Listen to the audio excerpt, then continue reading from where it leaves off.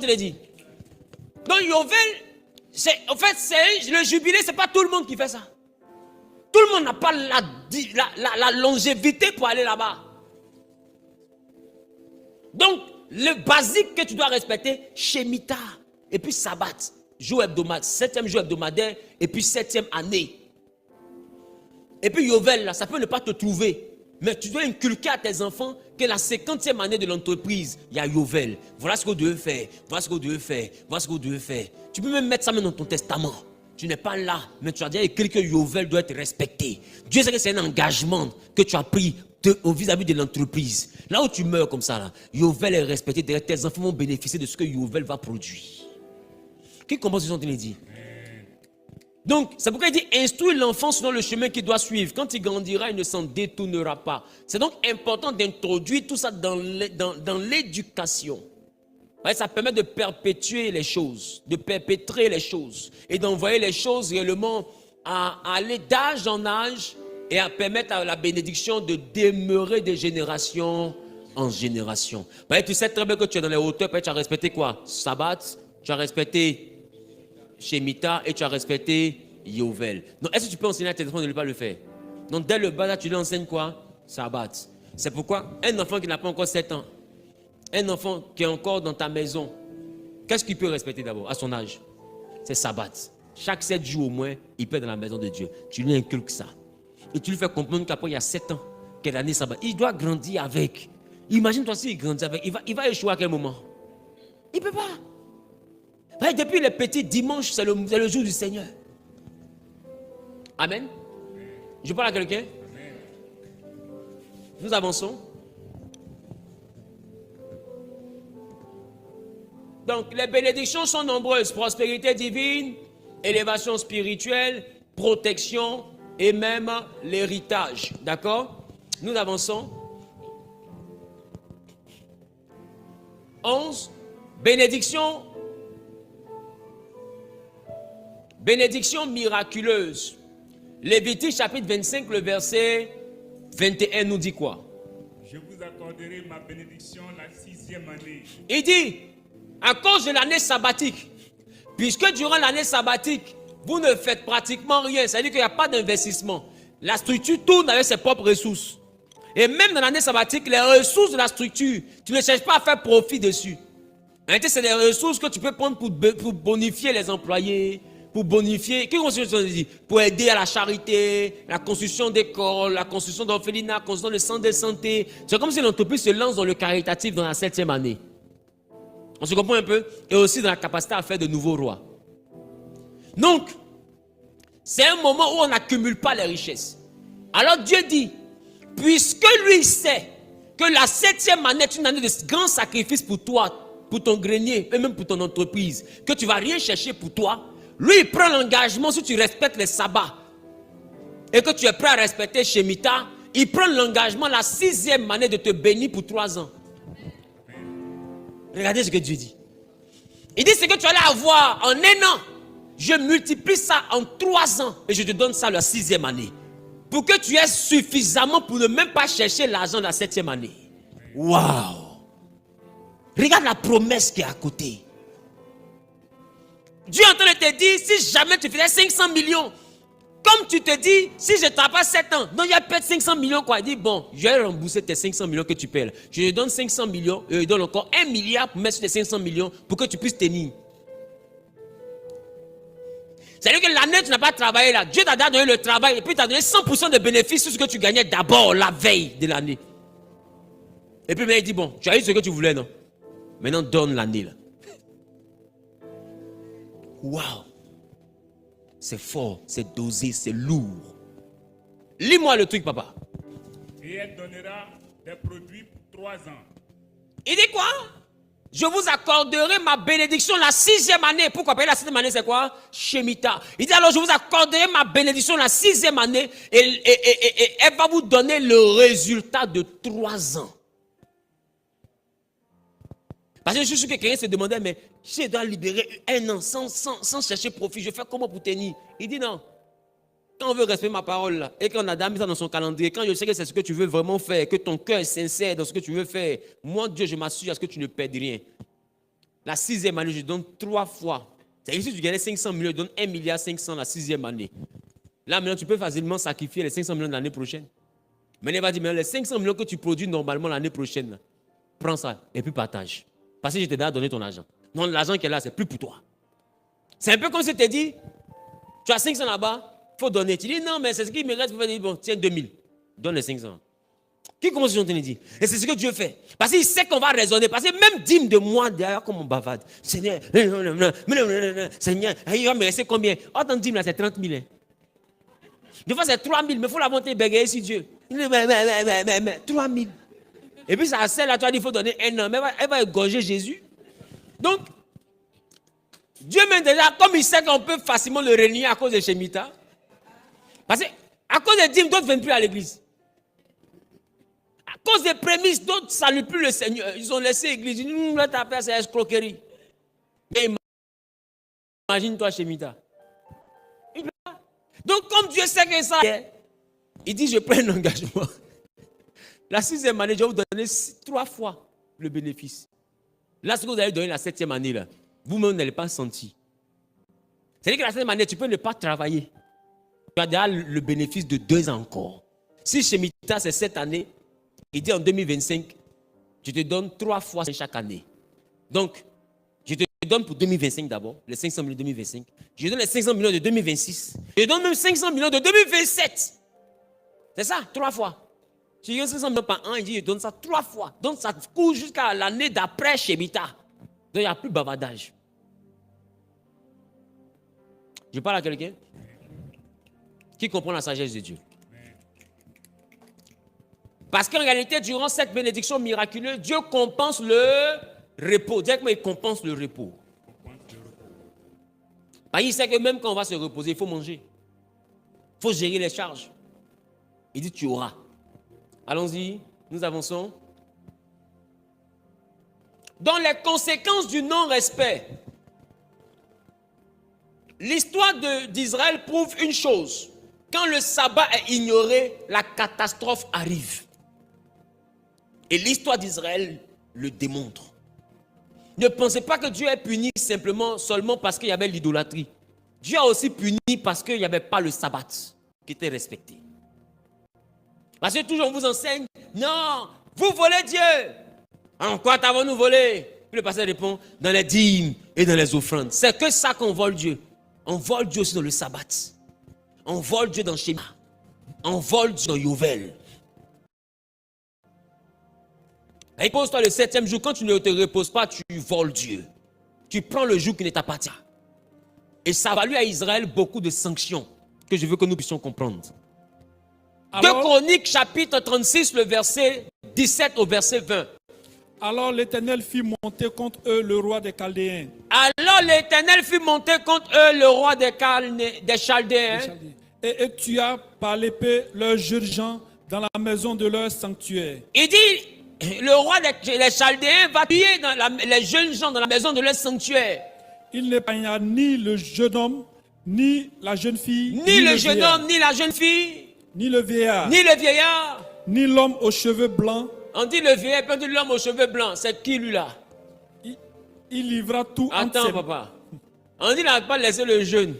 Il n'a pas laissé la jeune fille, ni le jeune homme. Il n'a pas laissé le vieillard. Il n'a pas laissé l'homme aux cheveux blancs. Lui là, il le cherche. C'est pas le vieillard, c'est qui? Parce que l'homme aux cheveux blancs, c'est le vieillard là. Il dit non, le vieillard, il a tué. Et puis il a tué l'homme aux cheveux blancs. On va poursuivre. Il livra tout entre ses mains. Oui. Nebuchadnezzar emporta à Babylone tous les ustensiles de la maison de Dieu. Donc Babylone, lui, sont partis pour 70 ans. Dit Nebuchadnezzar va tout prendre pour partir. Poursuis. Grand et petit, les trésors de la maison de l'Éternel et les trésors du roi et de ses chefs. Oui.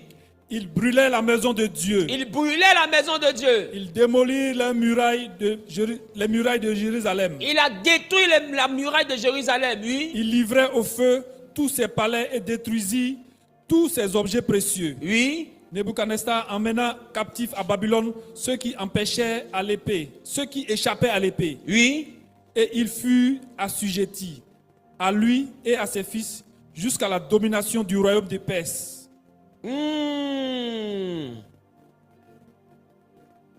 Amen. Amen.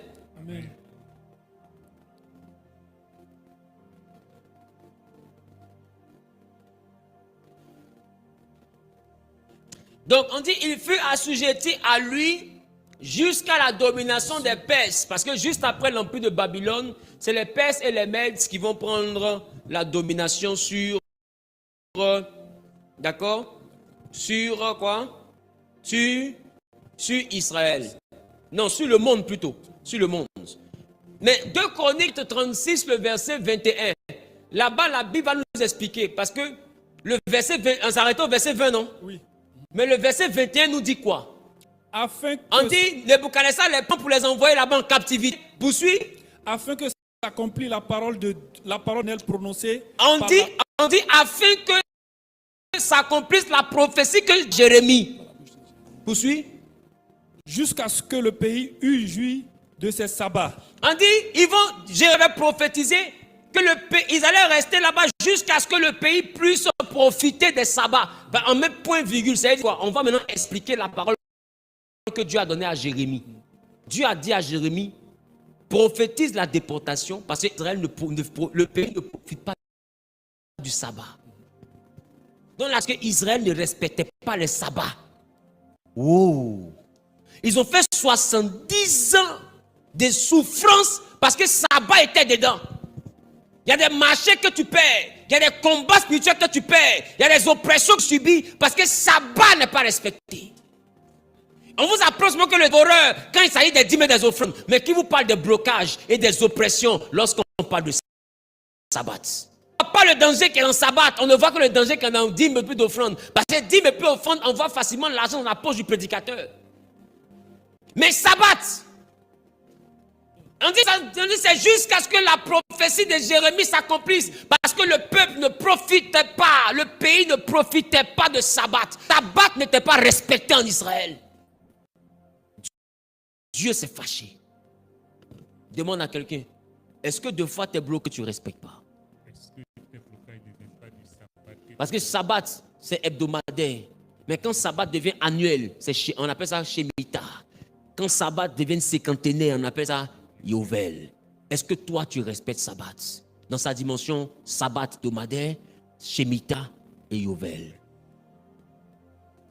Ils n'ont pas respecté. Poursuis.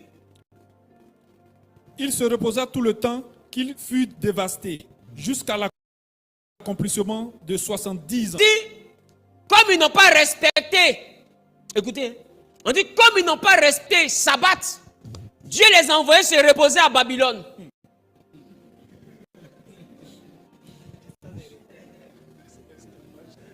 Dieu dit, comme vous ne voulez pas vous reposer, et que vous ne faites pas de sabbat, vous avez trop l'argent, non? Il a compris, vous voulez pas vous reposer, vous allez vous reposer. Mais j'enverrai Nebuchadnezzar, roi de Babylone, mon serviteur. Nebuchadnezzar, c'est le serviteur de Dieu pour envoyer le peuple à se reposer. Donc, pour vous qui ne connaissez pas l'origine de la déportation à Babylone, c'était le repos. C'était le sabbat. Comme ils ne respectaient pas le sabbat, Dieu dit, vous allez vous reposer à Babylone. Donc, vous partez en petites vacances, quoi. Ils sont allés en pique-nique. Sauf que pique-nique, là, ils n'ont pas aimé. Ils les ont bastonnés là-bas. Dieu dit, c'est le repos. Quand vous allez sortir de là, quand on dit sabbat, vous allez venir à 5 heures. Qui comprend ce que je dis? Non, c'est une correction. Pour que quand ils sortent de là-bas, quand ils entendent sabbat, ils vont oublier la tapette même pour aller au sabbat. Parce qu'ils savent que s'ils n'ont pas fait sabbat, ils vont se reposer. Et le lendemain, ils vont se reposer là. C'est pas joli à voir. Ma question, toi qui perds souvent ton travail, tu n'as pas de promotion. Tu as un repos, mais un repos de souffrance. Parce que ta vie n'avance plus. En fait, tu es reposé à 150 000 de salaire. Tu te reposes. C'est-à-dire que ton salaire n'avance pas. On appelle ça le repos. Est-ce que des fois le blocage que tu es enlevé, c'est pas un repos que Dieu t'impose? Mais des fois, tu vois que ta vie prend une pause. Ta vie n'avance pas. Ta vie ne se recule pas. Elle est là, stagnante. C'était le statut d'Israël. Mais ce repos a été imposé par Dieu pour que le peuple comprenne que le sabbat a été violé. Est-ce que de fois ta vie n'est pas bloquée à un niveau où tu ne peux plus avancer parce que Dieu t'impose le repos de Babylone?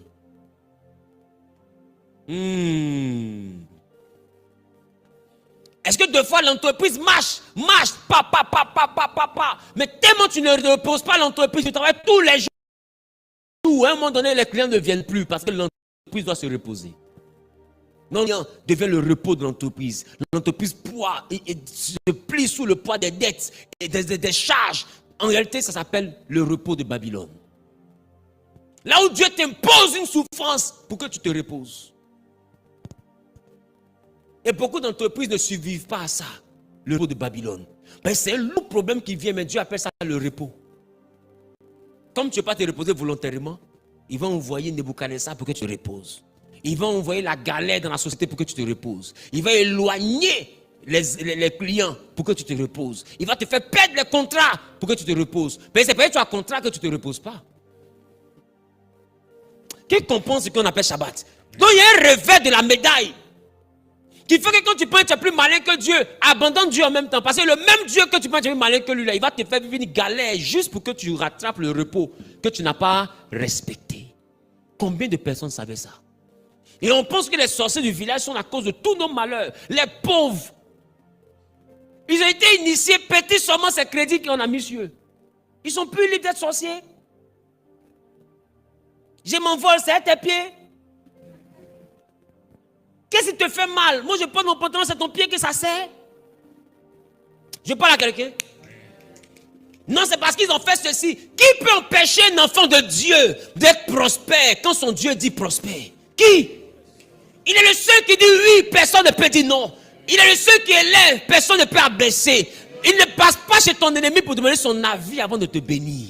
Amen. Il bénit par souveraineté. Qui peut dire à Dieu, je ne veux pas que tu puisses la bénir parce que je ne l'aime pas? Qui peut dire à Dieu, elle ne m'a rien fait, mais comme je suis sorcier, il faut qu'elle soit pauvre? Qui? Jacob avait un oncle qui était sorcier, je vous répète ça tous les jours. Mais malgré ça, Jacob a prospéré. Et d'ailleurs, l'oncle même, le sorcier, a prospéré à cause de Jacob. Il allait voir ses fétiches lui disent, c'est pas nous, hein. Tu n'as pas dit tu es bizarre, c'est pas nous.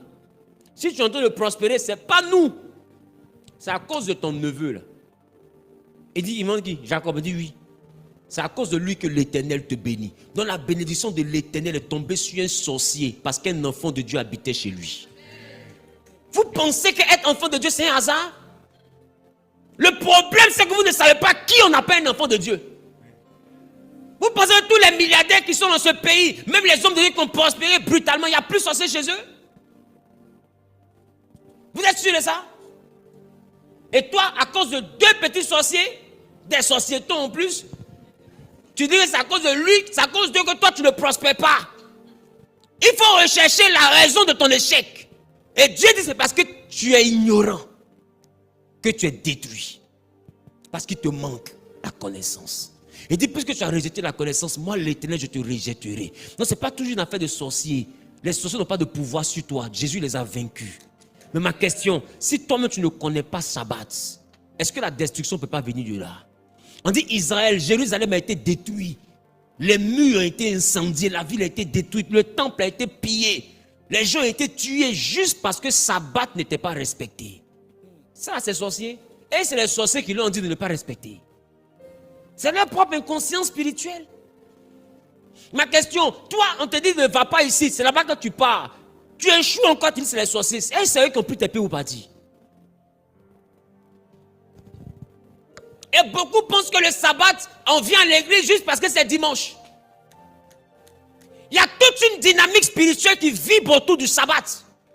Ce n'est pas seulement une affaire de jour. Non, on ne vient pas à l'église parce qu'on est content. Moi, je te répète ici aujourd'hui. Mais là, que vous pensez que truc. Mais c'est dimanche. C'est le sabbat. C'est le sabbat. Ah, oui. Abassam, par manque de repos, j'ai perdu mon côté gauche pendant 3 jours. Je suis arrivé à l'église comme ça avec truc. Ils m'ont envoyé à Bicène ici. Il m'a dit non, il faut rééducation. Il dit, il m'a à l'église. Il dit non, tu as bien de repos. Il dit, combien me reposer à la maison? Dimanche, je suis monté dans la voiture. Un chauffeur, je suis à l'église à Béquille. J'ai dit, c'est sabbat. Je dois y aller. Au fait, je suis le seul franc-maçon qui aime l'église. Je dois y aller. Si je dois mourir, je vais mourir avec le micro là. Moi, c'est une bénédiction pour moi. Je ne sais pas si vous comprenez ce que je dis. Non. Moi, je vais mourir à mon épée. Comme dans les Vikings, on dit qu'ils meurent son épée, ils sont là. Moi, j'estime que si je meurs prêchant Jésus, j'ai gagné. J'ai dit, mon verre prêcher. C'est de la folie, je suis parti. En plein culte, mon côté gauche a commencé à bouger. J'ai fait vidéo et montré à mon docteur Tano. Il dit, c'est pas possible. Il dit, grand frère, Dieu a fait. Il dit, il n'y a pas rééducation. Dieu vient de faire à l'instant. Je suis en train d'entrer, c'est mon monsieur au volant. Point à la ligne. C'est pourquoi à chaque fois qu'il y a l'opportunité de le servir, je suis debout. Amen. Pas parce que je suis debout, hein, deux fois je suis à terre. Mais pour lui, je suis debout.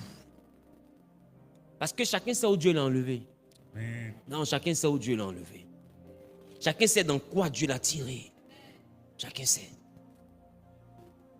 Et Sabbat a été à l'origine de la déportation. Et toi, quand on dit Sabbat, tu n'honores pas Dieu. Ton plus beau vêtement est là-bas pour des anniversaires, des gens qui ont t'empoisonné. Ton plus beau parfum, ta meilleure robe est là-bas pour un rendez-vous d'un hôtel de fornication pour quelqu'un qui a te donné un gourmet. Mais le Dieu qui a te consolé, tu attaches foulard, cheveux durs pour venir l'effrayer. Il veut que Dieu meure. Jésus doit remourir par ta tête.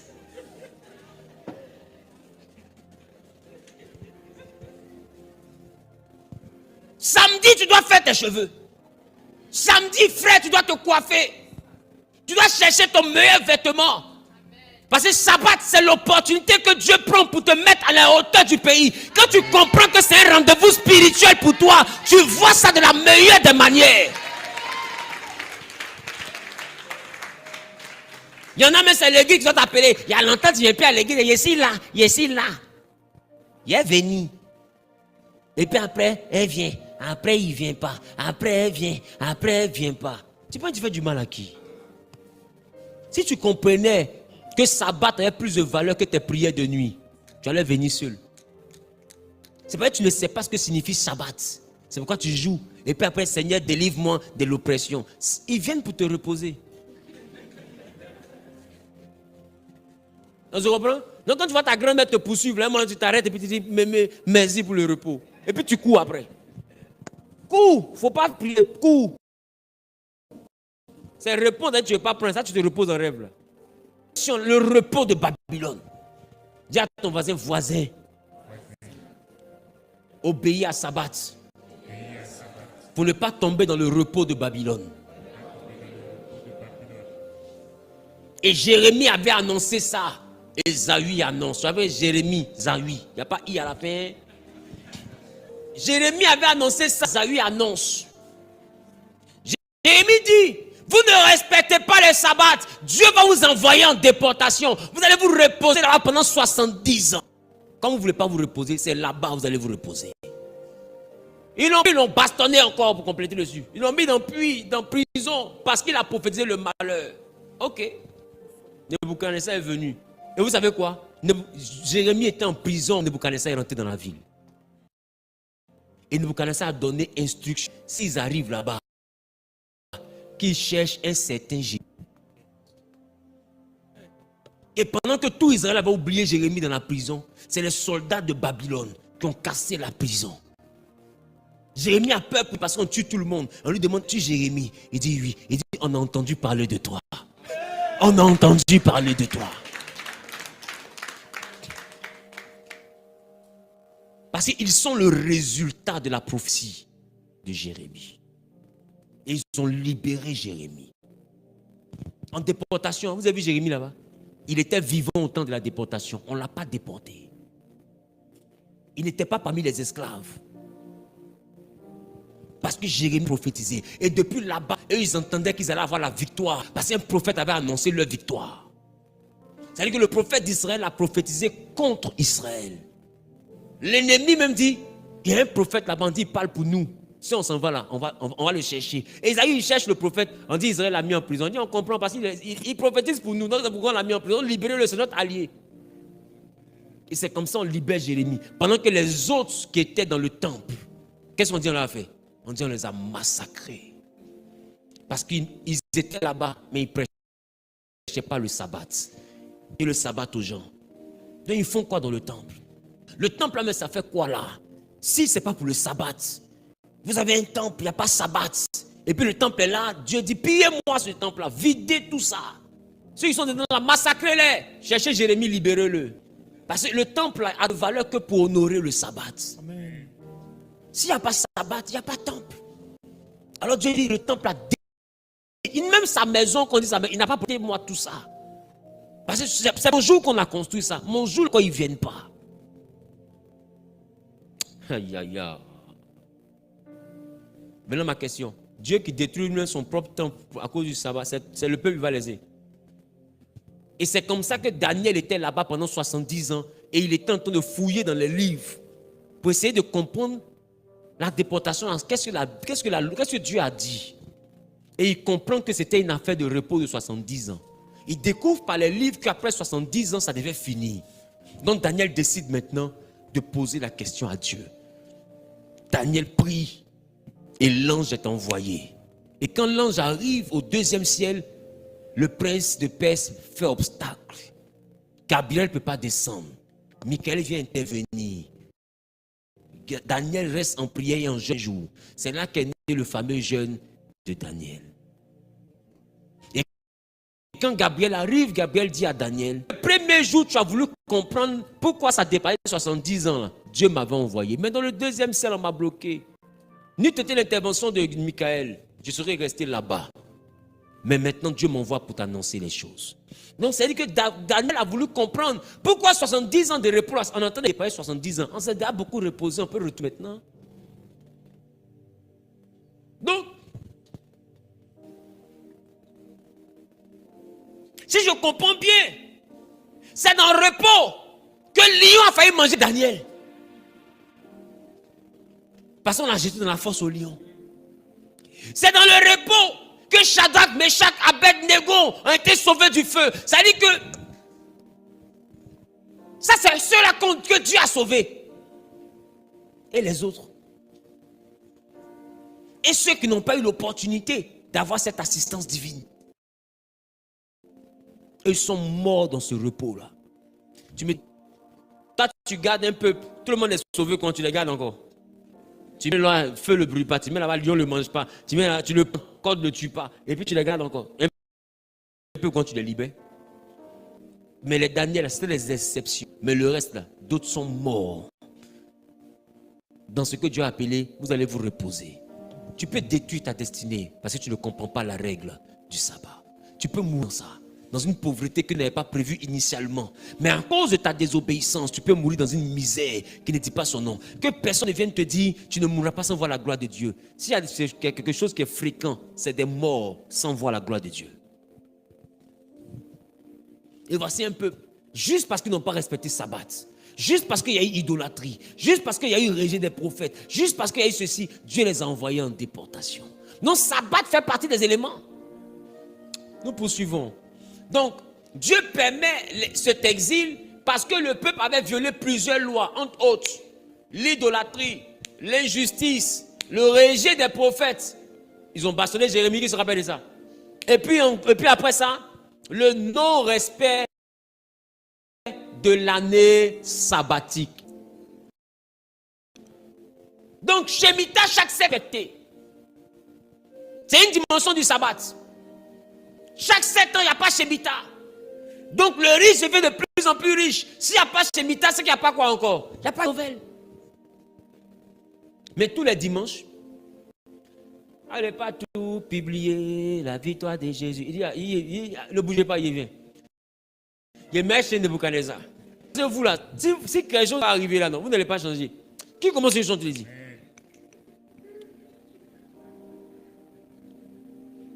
Nous avançons. Dieu avait averti par le prophète Jérémie qu'il aurait l'exil durant 70 ans. voir Jérémie chapitre 25, le verset 11. Jérémie 25, 11. Et il deviendra une ruine. Jérémie a prophétisé, il dit tout ce pays deviendra une ruine. En ce temps-là, Nebuchadnezzar n'est pas encore arrivé. Oui. Un désert. Un désert. Et ces nations seront assis au roi de Babylone. Il dit ces nations seront asservies au roi de Babylone. Pendant 70 ans. Pendant 70 ans. Et c'est ces prophéties que les Babyloniens ont entendues. Donc quand ils sont rentrés dans le pays, ils disent où se trouve l'homme qu'on appelle Jérémie. Donc Jérémie a annoncé cette souffrance. Nous avançons. Donc, si Israël, allons-y maintenant calculer. Si Israël a manqué 70 années sabbatiques, cela signifie 70 sabbats multipliés par 7 ans, ce qui donne 490. Il dit que il y a 70 années qui n'ont pas été respectées. Ce qui donne 490 ans. Et quand vous regardez, donc ça veut dire que Israël aurait exploité la terre pendant 490 ans sans respecter les années sabbatiques de chaque 7 ans. Alors Dieu va prendre chaque 7 ans, un an, pour les 70 années sabbatiques qui n'ont pas été respectées. Donc ça fait 70 ans. Donc ils ont fait un an pour chaque année sabbatique pendant les 70 ans qui est le reflet de cette année sabbatique. D'où vient donc cette période de 490 ans? Nous avançons.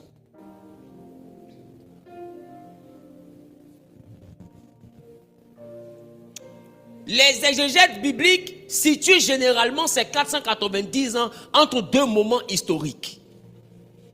Numéro 1, entre l'installation d'Israël à Canaan, époque de Josué, et la destruction du temple par Babylone. C'est-à-dire que les théologiens disent que les 490 ans ont commencé depuis l'entrée de Josué à Canaan. C'est que depuis cette période-là, Israël fait les sabbats chaque samedi, chaque fin de semaine, mais Israël ne fait pas d'année sabbatique. Depuis Josué jusqu'à la période de la destruction. D'accord? Donc cela couvre la période la période des juges, des Josué, des Samson, des Déborah et tout. Et aussi la période de la monarchie, les Saoul, les David. Ma question, depuis que vous avez lu, est-ce que vous avez lu même dans le livre de Samuel une année sabbatique? Le mari de Anne avait dit à Anne, ce n'est ni sabbat ni nouvelle lune. Mais est-ce que vous avez vu, il a dit, ce n'est ni année sabbatique. Est-ce que vous voyez qu'au temps de David, on parle d'année sabbatique? On ne parle pas de ça. Durant toute cette époque-là, on n'a jamais vu année sabbatique. Et je pense que c'est l'une des raisons pour lesquelles on ne prêche pas ça à l'église. C'est tellement rare dans la parole de Dieu de voir ça. Mais une chose qui n'a pas été faite pendant 490 ans, comment vous voulez qu'on voit ça? Ça a été oublié. Et Dieu va redresser ça. En les envoyant en déportation. Donc, c'est depuis donc Josué. Après ça, le temps des juges, à la mort de Josué. Après le temps des juges, le temps de la monarchie. Après le temps de la monarchie, maintenant l'exil à Babylone. 490 ans sans année sabbatique. S'ils ne font pas année sabbatique, c'est 490 ans sans Yovel. Alors Dieu dit, vous allez respecter mes années sabbatiques, vous n'avez pas fait là. Comme vous avez refusé de vous reposer, chaque année que vous n'avez pas respecté pendant les 490 ans, ça fait 7 fois. Donc 7 fois 1 an. Non, 70 fois 1 an, ça fait combien? Ça fait 70 ans. Donc vous allez partir vous reposer pendant 70 ans pour me rembourser mes 70 années sabbatiques. Est-ce que vous voyez ce que je dis? C'est lourd. Donc de toute façon on dit il y a crédit de dîmes.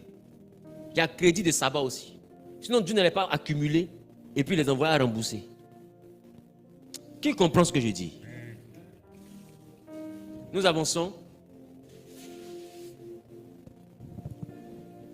Ce qui est fascinant, c'est que les 490 réapparaissent, d'accord, dans la prophétie de Daniel. Quand Dieu décide de les ramener dans leur pays après le respect des 70 ans. Daniel chapitre 9, verset 24. 70 semaines ont été fixées sur ton peuple et sur ta ville sainte pour faire cesser les transgressions et mettre fin au péché, pour expier l'iniquité et amener la justice éternelle, pour sceller la vision et le prophète et pour oindre le Saint des Saints. Amen. Amen. Et il dit 70 semaines. 70 semaines ont été fixées sur ton peuple. Donc 70 semaines dans le reflet prophétique, si c'est 70 semaines et qu'il y a un sabbat par semaine, ça fait 70 semaines multipliées par combien? Multipliées par 7 sabbats. On se comprend? Et automatiquement ça donne quoi? 490 sabbats. Non, 490 jours. Ce qui va donner plus tard les 490 ans. Donc c'est comme si Dieu reprend le calcul pour nous envoyer à réaliser que les 70 semaines en réalité, c'est 70 semaines liées aux 70 sabbats qui n'ont pas été respectés. Donc durant les 70 semaines, il fallait que le peuple puisse payer. Et quand on fait le calcul, on tombe effectivement sur le chiffre 490. Et ça correspond à la période depuis Josué. Donc vous voyez que Dieu savait pourquoi vous avez fait 70 ans là-bas. C'était un calcul. Donc Dieu retient. Les sabbats que tu ne respectes pas là, il retient.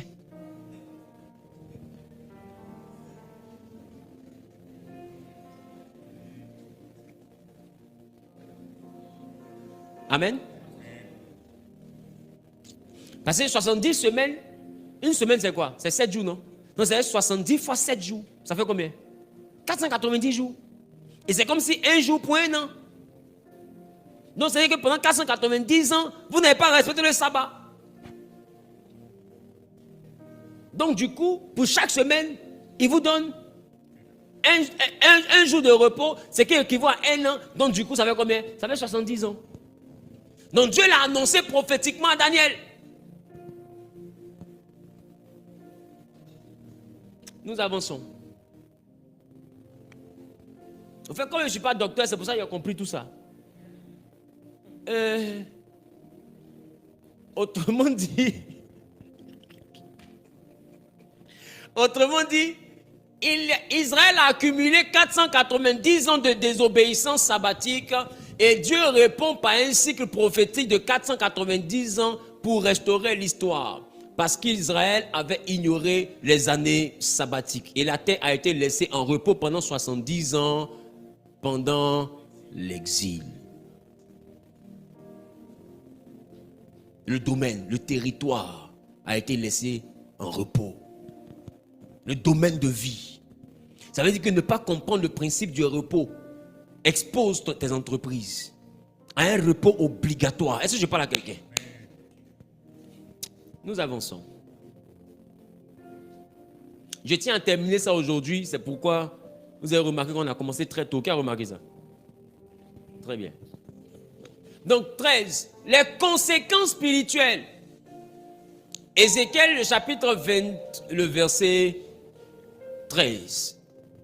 Et la maison d'Israël se révolta contre moi dans le désert. Il ne suivit point mes lois.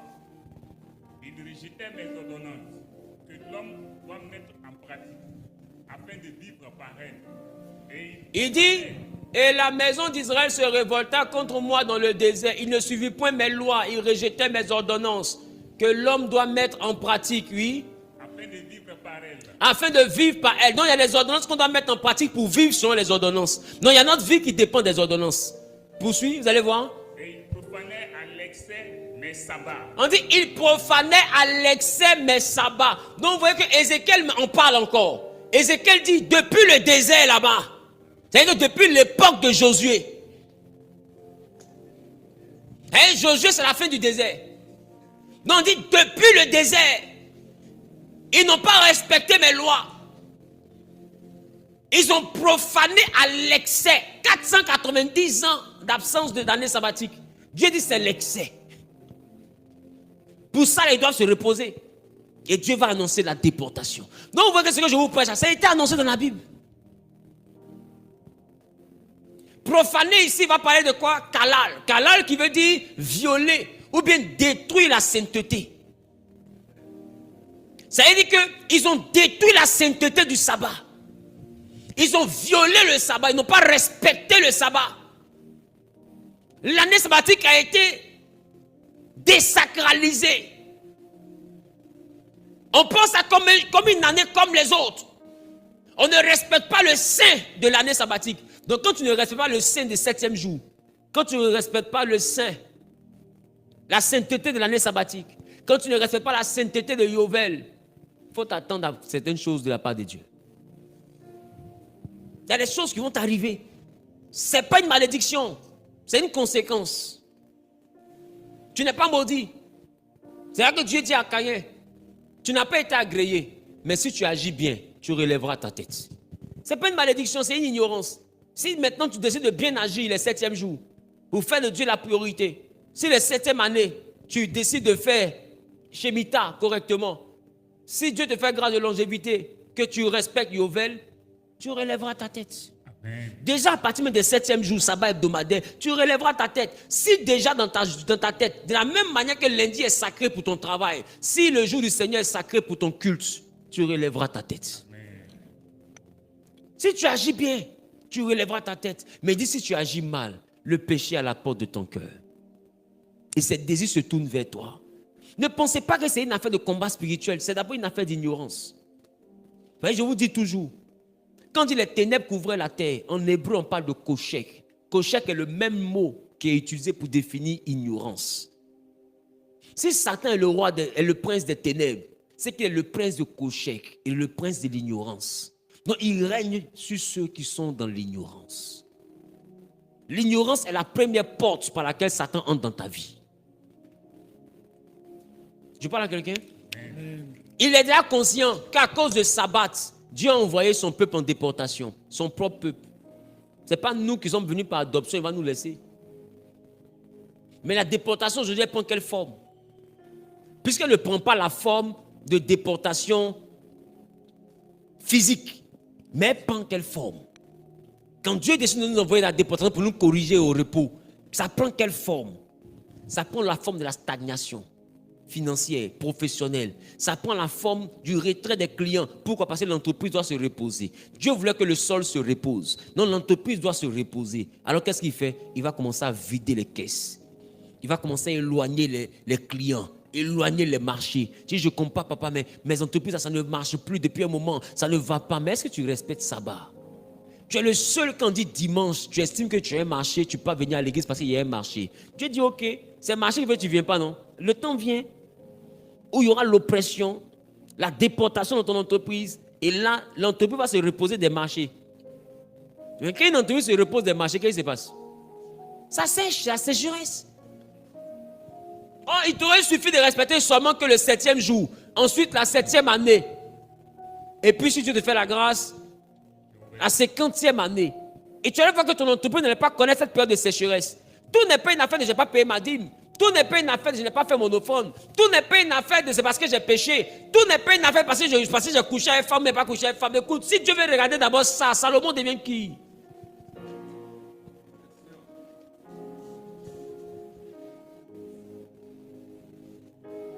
Ce n'est pas des choses que je justifie. Mais je lui dis que ce n'est pas suffisant pour justifier ton échec. Je reprends. Ce n'est pas des choses que je justifie. Mais ces choses-là ne sont pas suffisantes pour expliquer ta misère. Mais si Dieu doit regarder ça pour nous bénir, ma question, à quel moment Abraham devient prospère? Il est savant pour aller peindre la servante. Un mort de chat noir. Si je veux regarder ça, à quel moment Jacob devient quelqu'un? Si Dieu veut regarder ça, c'est quand David devient quelqu'un. Il est l'homme sur le cœur de Dieu, mais regarde son comportement. Est-ce que je parle à quelqu'un? Donc, ce n'est pas d'abord qu'on n'a pas bien vécu. Là, on nous exhorte à bien vivre. Le Seigneur veut que nous vivons bien. Mais ce n'est pas la raison pour laquelle on échoue. Parce que si Dieu attend notre perfection pour nous rendre prospères, ça veut dire qu'on ne sera jamais prospère. Oublions l'argent en même temps. Je parle à quelqu'un. Donc ce n'est pas ça.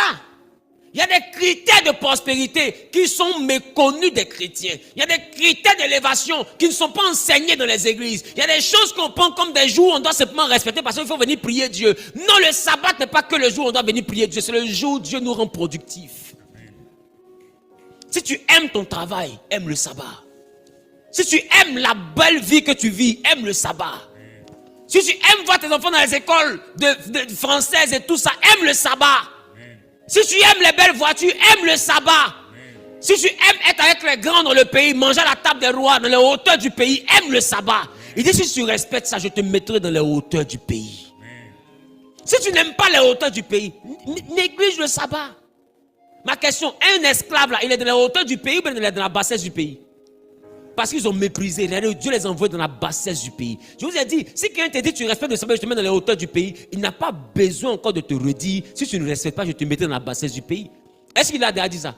Je vais vous mettre dans la bassesse si vous ne respectez pas. Non, mais qu'ils n'ont pas respecté l'envoyé Jérémie, ainsi parle l'Éternel. Comme vous ne respectez pas, je vous envoie en déportation, en esclavage. Est-ce que l'esclavage, c'est l'élévation? Donc c'est une conséquence. De la même manière que l'ascension est la conséquence positive du respect. La chute, la précipitation, la destruction de tout ce que tu entreprends, c'est la conséquence négative du non-respect. Donc ne viens pas le sabbat pour se rendre service. C'est la raison pour laquelle vous voyez qu'à chaque fois que j'ai l'opportunité de servir Dieu le sabbat, je ne plaisante pas avec. Pourquoi? Parce que je sais que mon ascension dépend de ça. Je sais que mon équilibre financier dépend de ça. Je sais que ma prospérité dépend de ça. Elle ne dépend pas du panier, elle dépend du sabbat. Amen. Le sabbat est un principe à lui seul qui est suffisant pour te faire récolter là où tu n'as pas semé. Amen. Donc je ne peux pas jouer avec. Non. Ce n'est pas d'abord une affaire de dîme. Parce que beaucoup sont assidus dans la dîme, mais se demandent mais pourquoi malgré tous ces sacrifices financiers, je ne prospère pas. Tu ne prospéreras pas. La dîme ne fait pas prospérer, maintient le ciel ouvert. Mais le sabbat fait descendre la bénédiction du ciel. Amen. On dit Dieu bénit ce jour-là. Donc durant le sabbat, Dieu bénit. La dîme maintient le ciel ouvert. Le sabbat libère la bénédiction. C'est pourquoi vous avez remarqué Israël montait pour prélever tout ça. Les jours du sabbat, ils ne gardaient pas les choses du sabbat. Le sabbat était d'abord le jour pour lequel ils montent. Et c'est quand ils montent qu'ils prélèvent leur dîme. Tu ne peux pas mépriser le sabbat et puis honorer ta dîme. Parce que hier, la dîme était rattachée au sabbat. On prélevait ça dans la maison du Seigneur. Les jours de sabbat, ou bien les différentes fêtes. Ou bien les nouvelles lunes. Mais toi, tu fais monter ta dîme par wave. Toi-même, tu ne montes pas. Tu estimes que comme tu payes ta dîme, mais attends, c'est quel montant toi tu peux donner à Dieu et puis ça va le diviniser? Pour que tu estimes que comme tu as donné 50 000 de dîme, donc Dieu te doit milliards. Parce que quoi? C'est un placement financier, c'est ça, c'est un jeu. Tu as quelqu'un qui investit 30 000 et puis il récolte milliards. C'est un jeu pour toi, ça t'amuse quoi. Le sabbat est un élément, mais que malheureusement tu ne connaissais pas. Voilà pourquoi il dit, vous êtes heureux, vous qui savez ces choses, pourvu que vous les mettez en pratique. Tu ne peux pas encourager ton mari et toi à rester à la maison le jour du sabbat. Sauf si ton assemblée n'est pas dans ta ville. Par exemple, les enfants qui sont dans les pays africains, qui sont en Europe, ils ne peuvent pas venir. Mais le jour du sabbat, ils doivent se laver, s'habiller. Je les éduque toujours pour ça. Regarder le culte comme s'ils étaient dans la maison de Dieu avec nous. C'est ça, honorer le sabbat. Amen. Toi qui es en ville, tu dois repasser ton vêtement, ton meilleur vêtement, cirer ta chaussure, bien te coiffer, bien te présenter. C'est le jour de la hauteur. Je vous ai dit, ça vient de Sheva, ce qui veut dire 7, ce qui veut dire complément. Le jour où Dieu te complète, ce qui ne suffisait pas pour ton ascension, Dieu complète ça le 7e jour. Tu ne peux pas présenter qu'un jour où on vient te financer. Si le financement ne suffisait pas, Dieu complète le financement. Si les clients ne suffisaient pas, Dieu complète les clients pour qu'ils puissent atteindre le quorum pour accomplir sa promesse. Parce que de toute façon, ce que lui te promet, là, la quantité qui est là ne peut pas réaliser ça. Alors il doit compléter. Le sabbat, c'est Sheva aussi, le 7e jour. Le jour où Dieu complète. Il envoie le complément pour que ta vie monte. Amen. Est-ce qu'un tel jour, tu peux le mépriser? Si tu le méprises, alors tu t'attends à quelle élévation? Parce que ton élévation viendra de ce qu'on t'a complété. C'est les mêmes calculs, donnent les mêmes résultats. Nous avançons. Je souhaite que cet enseignement crée en toi une prise de conscience. Le sabbat, ce n'est pas venir s'asseoir à l'église pour écouter un prédicateur. Le sabbat, c'est venir servir Dieu. C'est le jour où tu laisses ton travail pour ton profit et tu viens travailler aussi pour Dieu. Amen. Donc dans le sabbat, tu dois te déranger quand tu es dans la maison de Dieu puis tu ne fais rien. Le sabbat n'est pas de venir à l'église pour écouter un prédicateur. Le sabbat, c'est qu'est-ce que toi aussi tu fais pour Dieu. Ne vous y trompez pas. Venir dans l'église ne te bénira pas. Être utile pour Dieu. Il y a une promesse qui est rattachée à ceux qui le servent, pas ceux qui le suivent. Des foules suivaient Jésus, mais il y avait 12 disciples qui avaient tout laissé pour le servir. Quand il a prié, il dit, Père, je te prie pas pour tout le monde. Toi qui le suis là, il t'appelle tout le monde. C'est pour toi qui prie. Donc l'intercession de Jésus, ce n'est pas pour tout le monde, pour ceux qui le servent. Quand tu veux le sabbat, qu'est-ce que ton intelligence apporte à l'église? Qu'est-ce que ton expertise apporte dans la maison de Dieu? Qu'est-ce que tu fais dans la maison? Quand tu t'assois là, tu fais quoi? Mais tu es un ameneur. Quand on dit Alléluia, tu réponds Amen. Pour ça, Dieu doit t'élever parce que tu as bien répondu. Non. Ton sabbat consiste à quoi?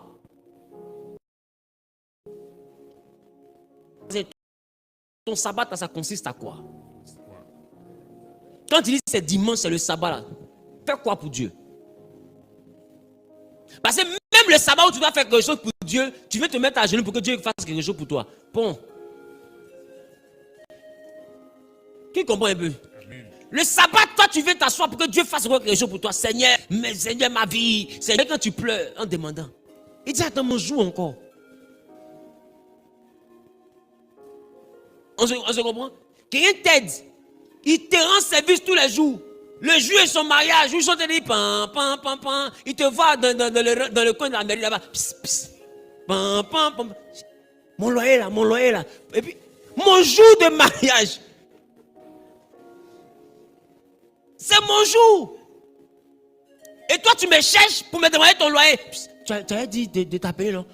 Attends, c'est où je suis en veste, nœud papillon. Ma femme est en blanc là. C'est là que toi, tu as envie de me parler. J'ai dit de m'appeler. Tu as maudit ou bien ton ancien sort? Tu es envoûté de ça, c'est un jeu pour toi. Qui voit un peu comment c'est sale? Son jour à lui, tu veux lui parler de ton argent. Il n'a que faire de ton argent. En quoi ta prospérité, l'équilibre? En réalité, tu t'en fous de Dieu. Tu t'intéresses à ce que Dieu peut te donner. Lui-même là, tu t'en fous de lui. Mais son propre jour, tu ne fais rien pour lui. Tu veux lui demander de faire encore quelque chose pour toi. Lui-même, son propre jour. Ah, à quel moment tu l'aimes alors? Donc, venir à l'église, c'est un service que tu lui rends. Paye, monsieur assise. Ah ouais, il faut te lever. Il faut te lever. Ici, au moins, tu t'es assise. Là où tu t'es couché, tu t'en donnes combien? Ah, ça aussi, tu ne savais pas. C'est la Bible bleue, d'ailleurs, pour te venir t'expliquer.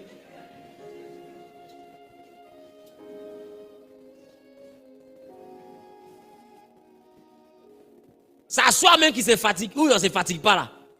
Et là où tu t'accroupis et puis tu casses ton dos, il t'en donne combien? Tu vas pas quand ton dos te fait mal après. Penche ton pied, tout ça. Il t'en donne combien? Tu as eu combien d'immeubles là-bas? Ça fatigue pas plus que ça? À Kedeboué. Ah, maintenant que tu es à Kedeboué, toi tu ris. Toi tu ris pourquoi? Tu sais qu'il te guette, champion. Il est trop distrait. Sois fort, dispose-toi. Il t'en donne quoi là-bas?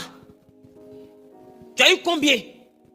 Pour que tu estimes que comme tu viens t'asseoir dans la maison de Dieu, Dieu te doit l'élévation. Par rapport à quoi? Donc juste venir faire de Dieu un débiteur. Ah! Ta vie apporte quoi à l'œuvre de Dieu? Assieds-toi et évalue. Ta vie que tu dis tu es chrétien, ça, tu donnes quoi à Dieu? Tu apportes quoi? Si tu ne mets pas de dîmes, on se batte. Parce que assieds-toi et puis réponds à ta dîme. Et puis, il faut comprendre que toi-même, là, ça ne peut rien t'apporter. Parce que les 90% même qui restent dans ta main, ça n'arrive pas le 10. Ce n'est pas les 10% qui ont fait quelque chose pour Dieu. Donc,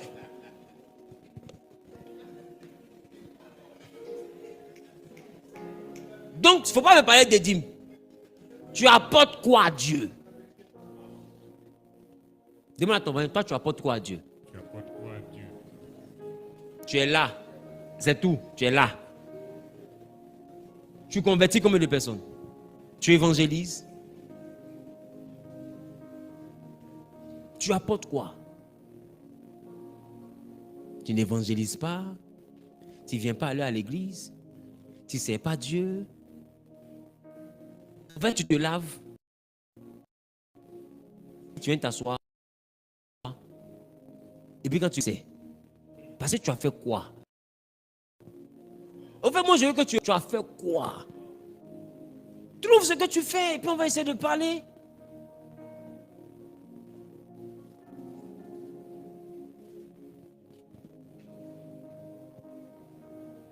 Tu dis, tu es dans le département aussi. Quand on dit département, une activité, tu ne viens pas.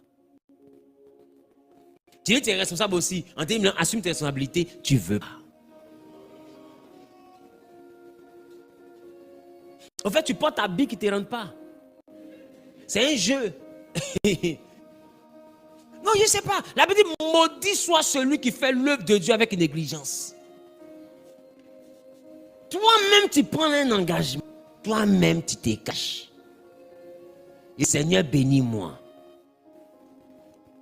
Pourquoi?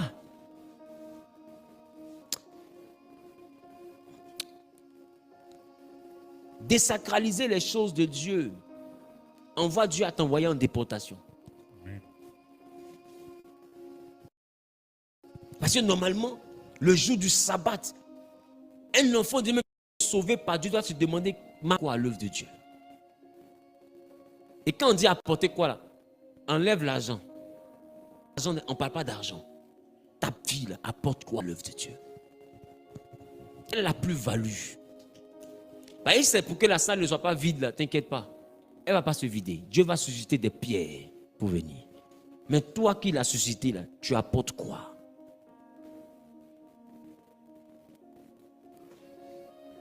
Si tu n'es plus ici là, qu'est-ce que Dieu paie? Parce qu'il y en a qui disent, je ne viens plus là-bas. Mais on s'en fout. Tu venais, tu faisais quoi? En fait, vous devez comprendre, tu dois être indispensable. Tu dois être Tabitha. Tabitha est présenté à Pierre que Tabitha ne peut pas mourir. En fait, quelqu'un meurt et puis on fait réunion pour dire à Pierre, bonjour Pierre. Cadavre qu'elle a là, elle ne peut pas mourir. Oh, elle est déjà morte. Et puis on dit à Pierre, elle ne peut pas mourir. Mais elle ne peut pas mourir, comment elle est déjà morte? Pierre dit, mais comment ça? Tout le monde meurt. Elle dit non. Tout le monde, oui. C'est là. Non. Viens. Ils ont monté la pierre, ce que Tabitha a fait elle seule pour l'œuvre de Dieu. Pierre regarde tout ce que Tabitha a fait. Il dit, effectivement, je confirme, Tabitha ne peut pas mourir. Il faut que Dieu regarde quelque chose que tu fais. Il va dire, oui, effectivement, mon fils, ça ne peut pas échouer. Il ne peut pas. Dieu va regarder quelque chose, il va dire, effectivement, ma fille, là, son entreprise ne peut pas tomber. Même s'ils sont 1000, je vais m'assurer pour que son entreprise reste debout parce que c'est ce qu'elle fait pour moi. Tout le monde a le droit d'échouer, mais elle va tomber. C'est les œuvres de Tabitha qui ont fait qu'on a dit qu'elle ne peut pas mourir. Toi, tu fais quoi? Et puis tu dis, Seigneur, je ne peux pas échouer. C'est quelqu'un qui va échouer dans la vie. Mais c'est toi. Tu ne peux pas échouer comment? Et puis tu prends la vie de Tabitha. J'avais marqué que Tabitha peut mourir. Père, j'ai des cas qui ne peut pas échouer. S'il y a quelqu'un qui est Dieu, il va échouer là. Mais c'est toi. En fait, tu n'aimes pas la vérité. Là encore, deux fois, il a entendu des paroles de malédiction sur nous. Mais ça n'a bien de te maudire encore. Tu ne fais pas bon travail, tu dis de te maudire. Ça n'a besoin encore. Je te dis que quelqu'un te prêche, c'est qu'il t'explique, ça t'explique pourquoi ta vie est comme ça.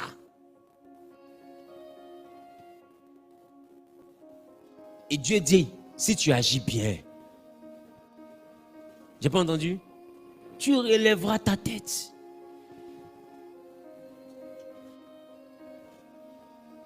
Et je te connais. Le culte va finir, tu as dit, à partir d'aujourd'hui, je prends la décision de servir Dieu. Tu as dit ça le dimanche. J'ai quand dit mercredi, décision est décédée. J'ai quand dit mercredi, décision là, au cou. Décision là, à la morgue.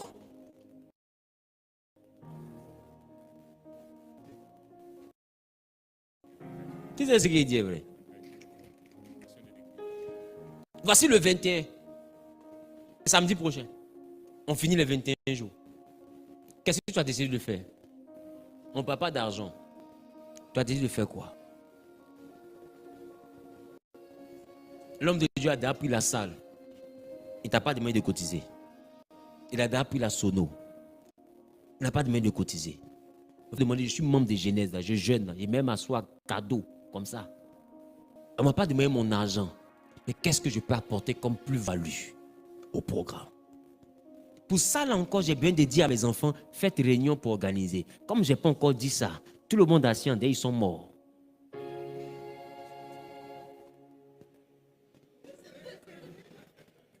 Vous voyez un peu comment ça fait honte, non? Vous voyez? Comme je n'ai pas encore dit, faites réunion pour organiser le 21, personne n'en parle. On considère que papa a déjà tout pensé. Il est Frankenstein. Tout est accompli. Nous, on n'a qu'à se laver, porter nos caleçons. Et puis, venir nous asseoir le 21, tout est déjà là. Et il y en a même qui vont venir encore sans caleçon. Je ne sais pas, je ne sais pas, je ne sais pas, je ne sais pas, je ne sais pas.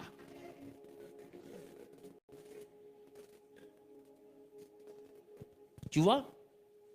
Un enfant de Dieu, il pense à comment rendre l'œuvre de Dieu agréable. Papa a déjà pris la salle. On devait être au stade d'Anglais. Il dit non, nous, on ressemble à l'hôtel Ivoire. Tous les programmes vont se passer là-bas désormais, jusqu'à ce qu'on prenne le palais des congrès, la 1500 places.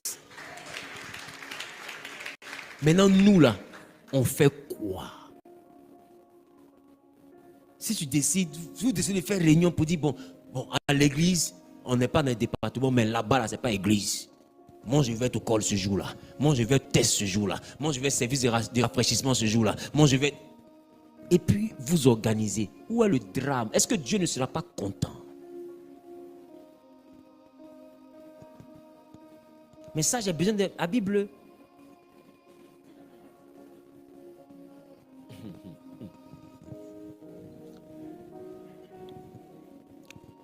Nous avançons. Le sabbat est le Messie. Nous allons bientôt fini notre enseignement. Dieu merci. Le sabbat pointe vers un mystère final. Hébreux chapitre 4, le verset 9. Un repos de sabbat réservé au peuple de Dieu. Oui. Car celui qui entre dans le repos de Dieu se repose de ses œuvres comme Dieu s'est reposé des siennes. On dit il y a donc un repos dans le sabbat réservé au peuple de Dieu. Celui qui rentre dans le repos de Dieu se repose de ses œuvres. Se repose de ses œuvres. Comme Dieu s'est reposé des siennes. Comme Dieu s'est reposé des siennes. Amen. Amen. Donc, le mot repos signifie sabbatismos, ce qui signifie repos divin final. D'accord? Donc, cela parle du royaume messianique. Donc, le royaume messianique aussi est dans la logique du repos divin. Amen.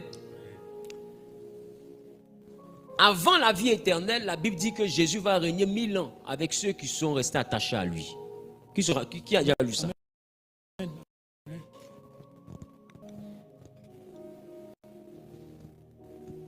Donc, le cycle prophétique de 7000 ans. Voici un mystère très ancien. Les sages ont observé que l'histoire du monde suit le modèle du sabbat. 6 jours de travail, 1 jour de repos. Amen. 6 jours de travail, 1 jour de repos. Parce que la Bible dit que Dieu a fait tout ça en 6 jours. Le 7e jour, il s'est reposé. Nous avançons. 2 Pierre chapitre 3, le verset 9 nous dit: pour le Seigneur, 1 jour est comme 1000 ans. Ainsi, certains ont compris qu'il y a 6000 ans d'histoire humaine et 1000 ans de repos. Et quand nous prenons le temps de remarquer, nous voyons que le monde a été créé il y a 6000 ans selon ce que la Bible nous donne comme indication. Parce que d'Adam à Noé, 1000 ans, Noé, Abraham, 1000 ans, Abraham, David, 1000 ans, David, Jésus, 1000 ans. Ça fait 4000. De Jésus à nous, 6000 ans. Donc nous sommes dans l'entame du 7e millénaire. Et le 7e millénaire, après cette notion de 6000 ans, est défini comme le millénaire du repos du Seigneur. Là où ceux qui ont Jésus vont régner avec lui. Donc nous sommes dans un millénaire qui est très particulier. Un millénaire qui, selon cette tradition, serait le millénaire de la fin des temps. Parce que selon leur analyse, durerait 7 jours. Parce qu'un jour, Dieu, c'est 1000 ans ici. Donc si Dieu a fait 6 jours pour créer, c'est qu'il y a 6000 ans d'action humaine. Et la 7e journée là-bas, qui est le 7 millénaire ici, le repos, dit le repos messianique. Donc, ainsi, c'est un comptoir de repos messianique et 6000 ans d'histoire humaine. Ce millénaire correspond donc au royaume décrit dans Apocalypse, le chapitre 20, le verset 4. Ils régnèrent, oui, allons-y. Et je vis des trônes. Et je vis des trônes. Et à ceux qui s'y assirent fut donné le pouvoir de juger. S'il fut donné le pouvoir de juger, allons rapidement. Et je vis les âmes de ceux qui avaient été... Je vis les âmes de ceux qui avaient été décapités à cause du témoignage de Jésus. À cause du témoignage de Jésus. Et à cause de la parole de Dieu. Et à cause de la parole de Dieu. Et de ceux qui n'avaient pas adoré la bête ni son image. Et de ceux qui n'avaient pas approuvé la bête ni son image. Et qui n'avaient pas reçu la marque sur leur front. Qui n'avaient pas reçu la marque sur leur front. Et sur leurs mains. Et sur leurs mains. Ils revinrent à la vie. Il revint à la vie. Et ils régnèrent avec Jésus. Et il régnait avec Jésus. Pendant 1000 ans. Pendant 1000 ans. Donc, cela veut dire que dans le 7e millénaire, il est prévu une résurrection. Voilà pourquoi les gens vous disent de plus en plus que nous sommes dans la fin des temps. Et nous remarquons que la désolation, l'abomination commence non seulement à croître sur la terre, de façon très accélérée quand même. Si vous remarquez, depuis l'entame de l'an 2000, le monde est en train de courir vers des résolutions qui s'opposent farouchement à la loi de Dieu. Depuis l'an 2000, avant ça, on avait encore qui empêchait dans les années 90 et tout. Mais après de l'an 2000, si on prend le temps de remarquer, l'an 2000 avait été annoncé comme le début d'un millénaire particulier. Qui se rappelle de ça? À l'entame de l'an 2000. Comme un millénaire particulier. Et depuis qu'on est rentré en 2000, maintenant nous sommes à 25 ans après 2000, 26 ans plutôt après 2000, on constate que c'est de la désolation, c'est les nouvelles qui s'enchaînent. La technologie a pris une ascension vertigineuse depuis 2000. La technologie, on n'en parle pas. La science, c'est grave. Et on voit aussi que les mœurs se sont fortement dégradées. Et plus on avance, ça devient catastrophique. Le monde qui était de plus en plus de guerre, très pressant. Les grandes nations, on a l'impression qu'on tend 23e guerre mondiale. Quelle est cette impression aussi? On a l'impression qu'on va vers là-bas. Mais il dit, quand vous entendez parler de bruit de guerre, vous allez voir la désolation, l'abomination établie dans le sein. Sachez qu'il est à la porte. Et aujourd'hui, je pense que les bruits de guerre sont là. La désolation de l'abomination établie dans le sein, je pense qu'on n'est plus loin de cette histoire, pour ne pas dire qu'on est un peu dedans. Dans l'église, il y a des choses compliquées. Quand on parle de la désolation de l'abomination, on parle des choses de force qui sont contre nature. Et l'église commence à migrer de plus en plus vers ça. Nous voyons aujourd'hui dans le corps de Christ des gens qui sont dans des pratiques compliquées. Nous voyons des gens qui sont avec une sexualité compliquée.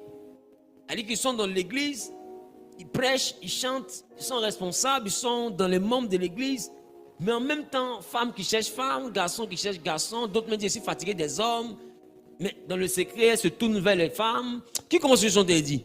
Parce que les hommes, là, c'est trop de problèmes. Mais tout ça, on est dans l'église. C'est grave. C'est très grave. Et de plus en plus, ce millénaire révèle des choses de façon très accélérée. Maintenant, c'est une affaire maintenant de transgenre. C'est une affaire maintenant où ces lois doivent être imposées. C'est une affaire maintenant où le devoir conjugal n'est plus une obligation. C'est qu'on commence à tout désacraliser, mais à une vitesse qui donne l'impression qu'on court. Chaque année, il y a un nouveau CD. C'est comme si on court. On court pour aller où? On ne sait pas. Mais sachez que ceux qui prennent ces décisions, ils savent où on va. Donc, je peux conclure que la Bible est vraie. Il y aura donc une fin du monde. Le monde va prendre fin. Et la résurrection des morts aura bel et bien lieu. Et ma question, la résurrection des morts, c'est pour ceux qui auront servi l'agneau. Il dit, vous verrez la différence entre ceux qui me servent et ceux qui ne me servent pas. C'est pourquoi je te demande, pour la dernière fois, tu fais quoi dans l'œuvre de Dieu?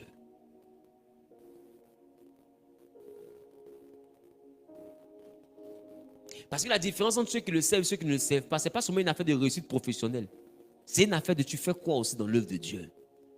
Il dit cette différence-là, c'est ceux-là qui vont ressusciter moi, c'est ceux-là qui vont régner avec moi. Donc ce n'est pas le fait de venir à l'église. Tu fais quoi? Tu sers à quoi? Il faut bien te demander, tout ça c'est les éléments qui engagent le salut. L'eunuque éthiopien, les théologiens disent qu'il était à la base de l'évangélisation de l'Éthiopie. C'est pourquoi en Éthiopie, il y a la plus vieille église. La première église africaine en Éthiopie. Qui c'est ce que je dis? Non.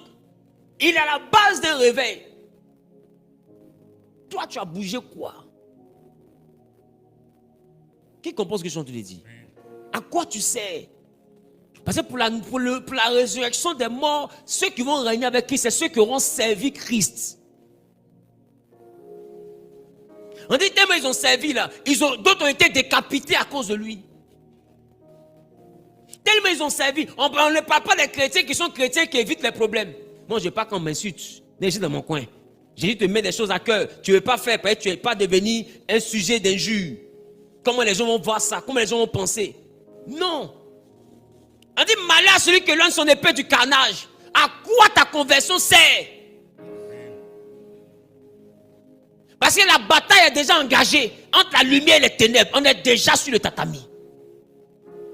Et il y a des chrétiens qui sont passifs, qui regardent. On est occupé des postes et des institutions, ils regardent. Devenir des personnalités influentes de la terre, ils regardent, ils ne veulent pas. Tu sers à quoi? Dans le combat qu'on mène là, de ce 7e millénaire dans lequel on entend de rentrer là, ta conversion, là, quelle est la plus-value? Je ne sais pas si quelqu'un comprend ce que je dis.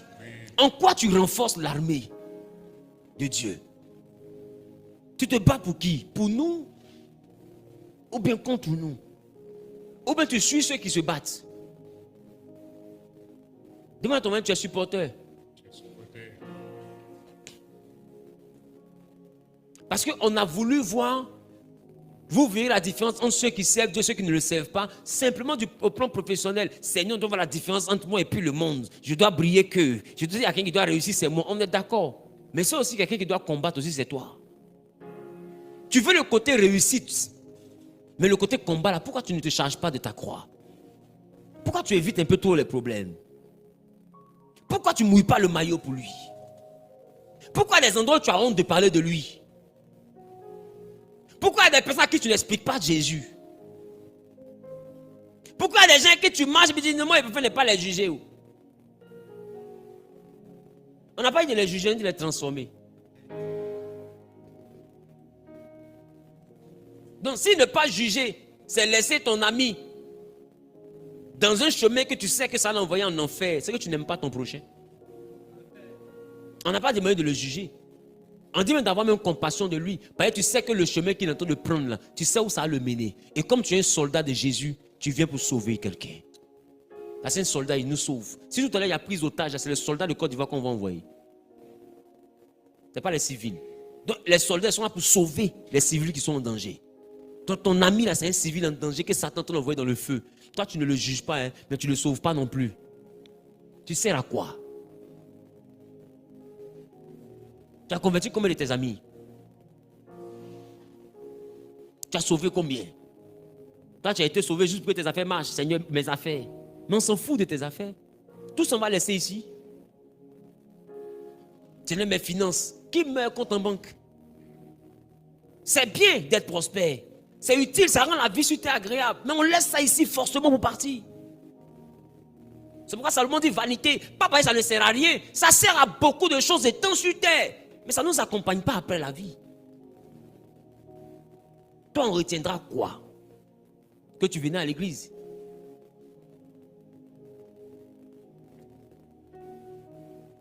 Et tu veux être dans le repos. Le repos là, le sabbat, ça obéit à la norme du travail. Tu auras fait quoi? Parce qu'on dit 6 jours on travaille, 7e jour on se repose. Toi, tu as fait quoi dans le Seigneur pour vouloir te reposer 7000 ans l'agneau? 1000 ans l'agneau. Tu auras fait quoi? Tu te reposes déjà, tu es déjà assis. Tu veux te reposer encore à nous? Tu fais quoi? Demande à ton... Mais pourquoi tu ne parles pas à ton voisin? Pourquoi il y a les personnes qui veulent que le culte finisse? Parce que vous n'entendez pas, tu seras béni. Wow! Tu vois? Tu vois que le message ne te plaît pas, non? Parce que ton salut est rattaché à ton service. Ne pas servir Dieu aussi envoie en enfer. Il dit malheur à celui qui éloigne son épée du carnage. Malheur à celui qui fait l'œuvre de Dieu avec négligence. Il n'y a aucune bénédiction à ne pas servir Dieu. Il n'a pas dit vous verrez la différence entre ceux qui viennent à l'église et ceux qui ne viennent pas. Il dit vous verrez la différence entre ceux qui me servent et ceux qui ne me servent pas. Mais tu vois que quand on parle de servir Dieu, là, ton cœur se froisse, non? Parce que tu sais que tu ne le sais pas. Mais ça sert à quoi? Ah. Nous avançons. Donc le sabbat obéit à la norme aussi. De quoi? Du service. Parce que c'est parce qu'on a travaillé qu'on se repose. Et le salut, avant même d'aller à Jérusalem nouvelle, on va se reposer d'abord pendant 1000 ans et l'agneau. Et après ce repos-là, on ira maintenant dans la Jérusalem céleste. Où il va régner éternellement. Donc le sabbat sera d'abord respecté sur terre avant de partir. Non. Puis c'est la première étape du salut. Donc c'est ceux qui seront travaillés, ceux qui se lèvent pour se reposer. Bon, ceux qui n'ont pas travaillé, ils font quoi? Vous voyez ce que je dis, non? Après ça, on va parler des tribulations. Disons qu'on doit mériter le salut, mais pas la douleur. Pourquoi? Parce que quand on dit de travailler, ils n'avaient pas travaillé. Et ils vont rester sur la terre. Ils vont mériter le salut par la souffrance. C'est à ceux-là les gens vont demander de régner Jésus. Qu'ils ne vont pas régner, ils seront persécutés, maltraités, tourmentés. Et qu'ils meurent sans régner Jésus, ils seront sauvés. Vous voyez, c'est comme si le salut devient quelque chose qui vient après la douleur. Après ces 1000 ans. Je ne sais pas si je parle à quelqu'un. Donc ceux qui ne travaillent pas, ils vont ressusciter aussi. Mais pour mériter leur vie éternelle. C'est lourd, hein. C'est pas mieux, tu as servi en même temps. Parce que là, tu sais sans qu'on te frappe.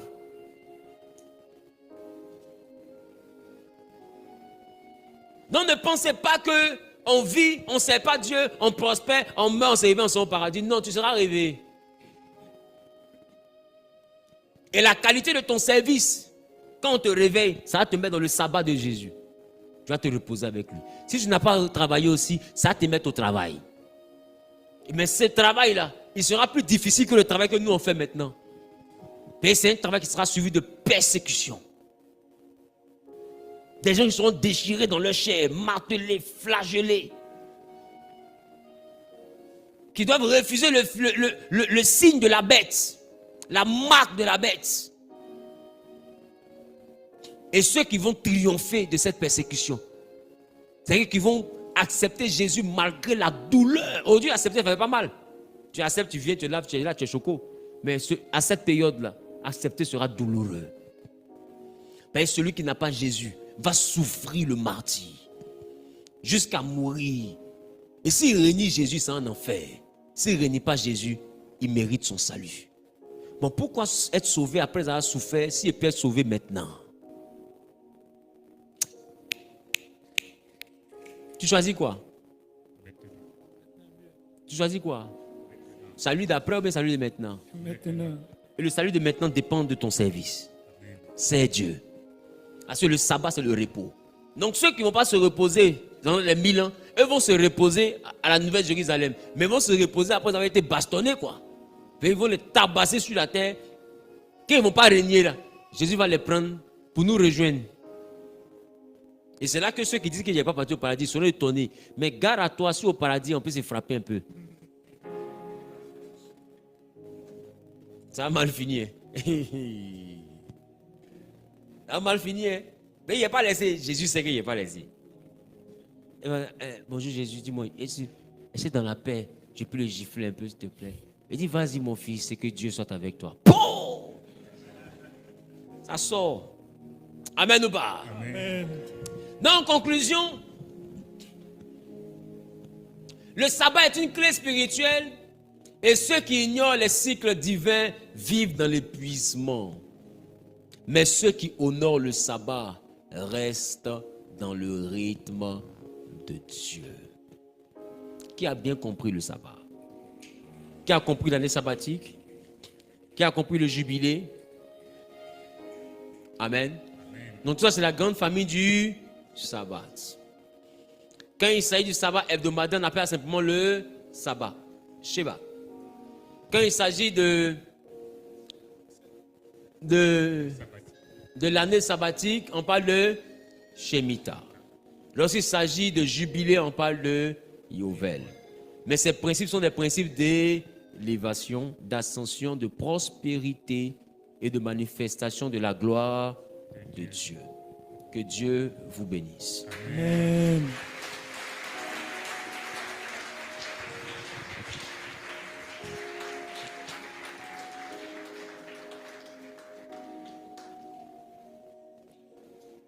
Nous souhaitons prier. Tu veux semer sur la parole, tu viens devant.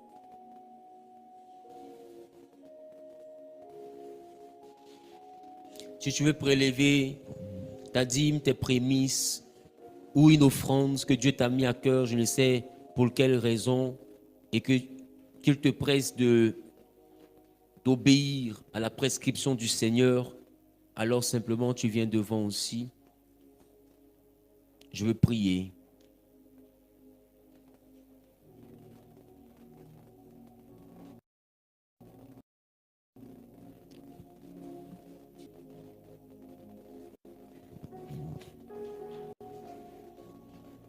Je vais prier.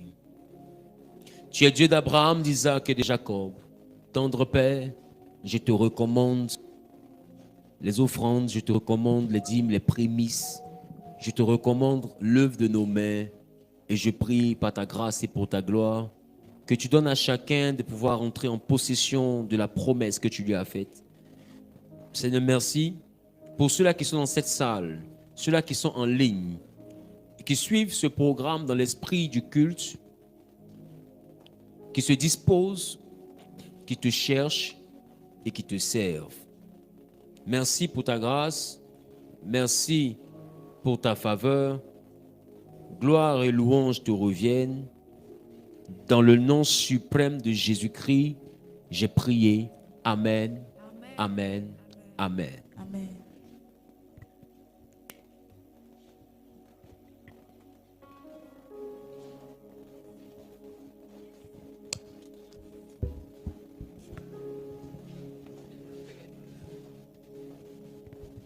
Que serais-je sans toi?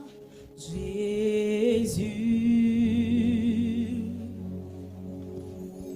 je ne suis rien sans toi, Jésus.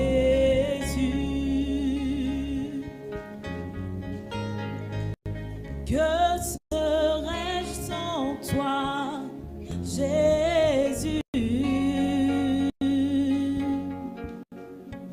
Je ne suis rien sans toi, Jésus.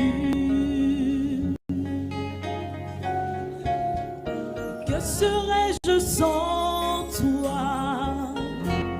Que serais-je sans toi? Que serais-je sans toi? Je ne suis rien sans toi. Que serais-je sans toi? Alléluia. Alléluia. Le samedi prochain, nous serons du côté de la salle. Mettez-vous s'il vous plaît. Nous serons du côté de la salle des fêtes de l'Hôtel Ivoire. Les portes seront ouvertes à partir de 8h et ce jusqu'à 18h. On aura un temps de pause entre midi et 2, 1 heure maximum de pause. Ceux-là qui sont avec des traitements particuliers, qui suivent des traitements du fait de la santé ou bien de l'âge et tout, vous êtes priés de vous faire enregistrer pour qu'on sache, voilà, combien de personnes vous êtes. Celles-là qui sont dans un début de grossesse ou bien dans une grossesse, tu es enceinte, il faudrait signaler simplement. Et puis, votre traitement sera un peu spécial, de sorte à ce que vous puissiez avoir certaines commodités pour terminer tranquillement le programme. La logique voudrait que nous soyons tous dans un élan de jeûne, de 6h à 18h, parce que c'est le 21e jour de notre possession de l'année spirituelle. Donc, c'est vraiment pour des cas authentifiés. D'accord? Et il faudrait vraiment être dans ces cas-là avant de vouloir s'inscrire, pas par paresse. Parce qu'il y a des choses qu'on fait qui sont en même temps une prophétie sur notre propre vie. Amen. Et je souhaite que tu prophétises sur ta vie la gloire, l'élévation, mais pas la maladie. Amen. Amen. Donc, il est donc important, voilà, parce que eux-mêmes, je pense que s'ils avaient la capacité, ils n'auraient pas opté pour le fait de manger. C'est parce qu'ils n'ont pas la capacité physique. C'est une insuffisance physique qui fait qu'ils sont obligés de prendre quelque chose et tout. Donc, on va essayer de voir dans quelle mesure les contenter pour qu'ils puissent au moins prendre leurs médicaments, bien équilibrer leur corps pour les femmes qui sont enceintes et tout. Mais des dispositions seront prises par rapport à eux.